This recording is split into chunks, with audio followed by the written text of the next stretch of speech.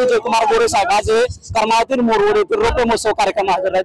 भाऊ काय सांगाल, रौप्य महोत्सवाला कार्यक्रमासाठी आपण हजर राहिला, काय प्रतिक्रिया असणार आहे? काहीच नाही, मोहळकर कुटुंबाने खूप आग्रहाचं निमंत्रण दिलं होतं आणि त्या निमंत्रणाला मान देऊन आजच्या त्यांच्या संस्थेच्या कार्यक्रमाला आलोय। मला वाटतं अनेक दिवसापासूनची त्यांची इच्छा होती आणि ते कुटुंब माझ्या मनापासून प्रेम करतं। अशा कुटुंबाच्या कौटुंबिक कार्यक्रमाला जावं, शैक्षणिक संस्थेच्या कार्यक्रमाला जावं म्हणून आज आलो, याच्यापेक्षा वेगळं काहीच कारण नाही। काल भाऊ आपण सोलापूर कार्यक्रमामध्ये बोलताना भावना व्यक्त केली होती की सावज टप्प्यात आले, नेमकं सोलापूरच्या कुठल्या नेत्याला हा विचार आहे?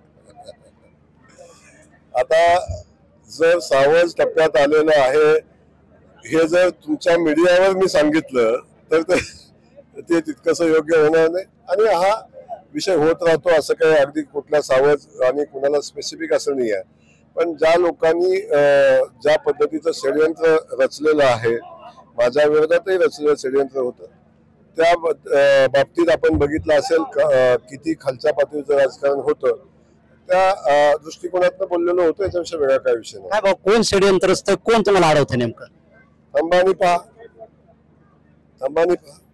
काही गोष्टी वेळेत मिळाल्या पाहिजेत आणि काही गोष्टीला आपल्यापर्यंत पोहोचायला अपेक्षित वेळ दिला पाहिजे। उजनी धरणाची पाणी पातळी की भाऊ वारंवार आता खाली जाते, अजून 2 महिने उन्हाळा बाकी आहे, कशा पद्धतीने नियोजन केलं जाणार आहे? बिलकुल उजनीच्या पाण्यासंदर्भात आपण प्रॉपर नियोजन केलेलं आहे आणि करतो पण आहे आणि अगदी ऐन उन्हाळ्यात सुद्धा उजनीचं पाणी लोकांना कमी पडणार नाही अशा पद्धतीने प्रॉपर नियोजन माननीय विखे पाटील साहेब या खात्याचे मंत्री आहेत, मी पालकमंत्री आहे आणि इथले सगळे लोकप्रतिनिधी मिळून आम्ही केलेला आहे। नक्कीच आपण पाहतोय की त्यांच्यावरती जे कोण अडवतंय, कोण टीका करतंय, हे जे त्यांचं सावज आहे ते सावज त्यांनी यावेळी न सांगणार नाही अशी प्रतिक्रिया त्यांनी यावेळी दिलेली आहे। कॅमेरामन प्रशांत भोसले सह सुकुमार मोटे, TV9 मराठी, करमाळा।